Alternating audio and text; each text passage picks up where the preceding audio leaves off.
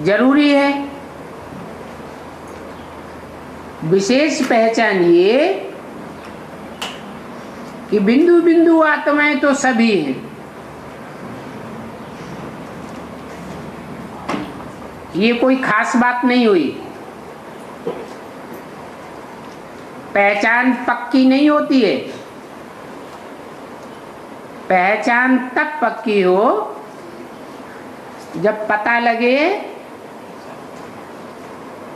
कि कौन से साकारी स्वरूप के द्वारा वो निराकार सुप्रीम सोल इस सृष्टि पर आकर के कार्य करता है।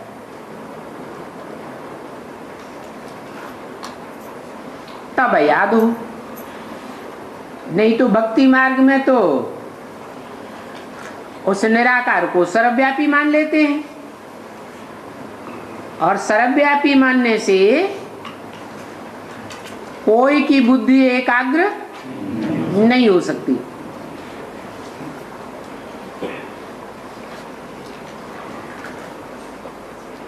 तो निराकार या साकार की पूजा तो करते हैं, याद तो करते हैं, बाकी जो भी देहधारी हैं एक बाप के सिवाय, जिसे सुप्रीम सोल कहा जाता है, उसके सिवाय सभी देहधारी साकारी है।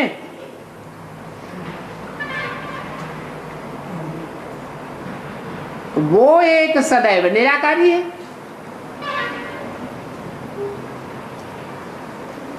शरीर में प्रवेश है तो निराकारी स्टेज भी साबित होगी। अगर शरीर में प्रवेश नहीं है तो निराकार कहें भले, लेकिन उस निराकार की पेक्युलियरिटी साबित नहीं हो सकती कि वो निराकार कौन है, कहाँ है, कैसे कार्य करता है।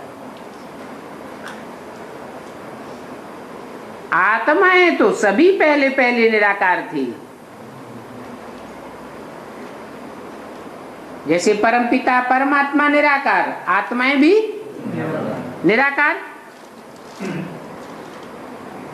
फिर बाद में साकार बनी है। साकार जब बनते हैं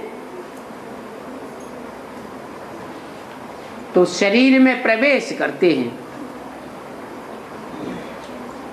तब उनका पाठ चलता है।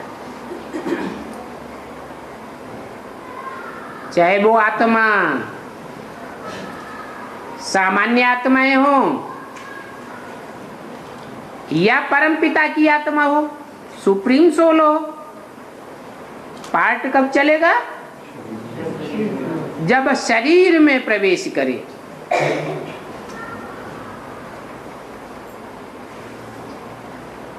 पाठ चलता है तो कोई कार्य होता है।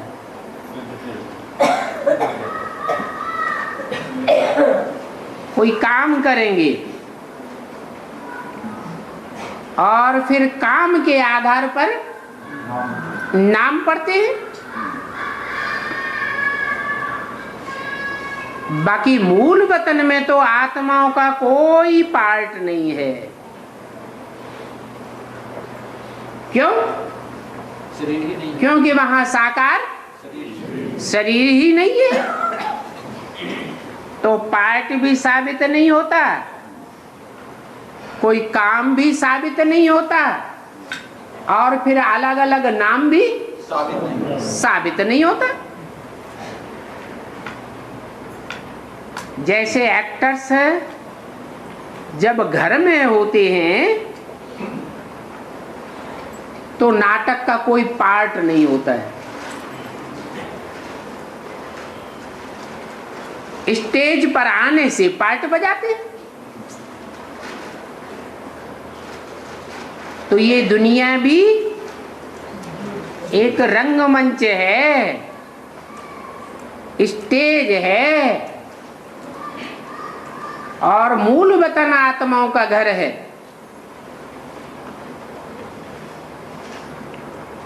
घर में कोई नाटक नहीं, कोई नाटकबाजी नहीं। फिर साकार वतन रूपी स्टेज पर जब आत्माएं आती हैं तो पार्ट बजाती हैं, और यहां इसी सृष्टि पर आकर के पार्ट बजाती है। ऐसे नहीं कि जैसे आज के वैज्ञानिक लोग समझते हैं मंगल ग्रह पर जाएंगे, चंद्रमा पर जाएंगे, अलग अलग ग्रहों पर हम प्लेटफार्म बनाएंगे, वहां कोई पार्ट चलता है नहीं। पार्ट सिर्फ यहां इसी सृष्टि पर बजता है, और पार्ट पर ही सारा मदार है।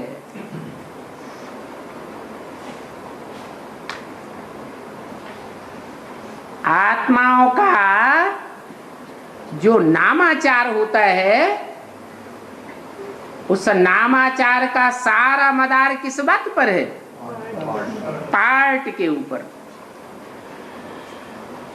बाकी बिंदु बिंदु आत्माओं में कोई फर्क नहीं है, सब बिंदु बिंदु आत्माएं एक जैसी। जैसे तुम बच्चों की आत्मा है, वैसे इनकी आत्मा भी है। किनकी? सिर्फ इसकी नहीं कहा, इनकी, माने जिनमें मैं प्रवेश करके स्पेशल पार्ट बजाता हूं माता पिता का। अर्थात रामकृष्ण की भी आत्मा है, वो भी पार्टधारी है। बाकी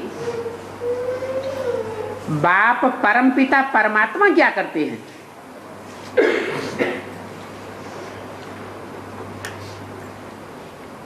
उनका ऑक्यूपेशन क्या है,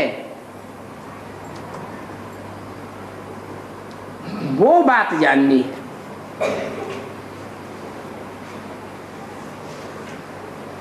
इस दुनिया में भी हर आत्मा का कोई न कोई ऑक्यूपेशन, कोई न कोई धंधा होता है ना। कोई राष्ट्रपति है, कोई राजा है, ये आत्मा का ऑक्यूपेशन है ना। तो कहते हैं ये पवित्र देवताएं हैं, इन्होंने पवित्रता को पालन किया है, प्रैक्टिस की है, इसलिए उनको पूजा जाता है। पूजा का आधार क्या है? पूजा का आधार है ही प्योरिटी। किस समय की प्योरिटी? ऐसे नहीं सतयुग त्रेता में जो पवित्र रहते हैं देवताएं, उस समय की यादगार पूजा होती है नहीं। संगम युग में जब बाप आकर पवित्रता की पढ़ाई पढ़ाते हैं, उस समय जिन जिन देवात्माओं ने पवित्रता को धारण किया है नंबरवार, उनकी फिर नंबरवार पूजा होती है। अभी तुम बच्चे समझते हो कि ये लक्ष्मी नारायण यह पढ़ाई पढ़ करके विश्व के महाराजा महारानी बने हैं, और इनको विश्व का महाराजा महारानी किसने बनाया? इस विश्व में ऊंच ते ऊंच पद तो हुआ महाराजा महारानी,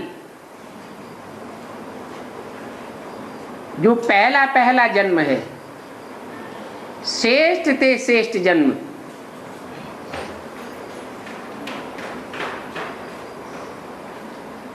इसलिए ऊंचते ऊंच पद है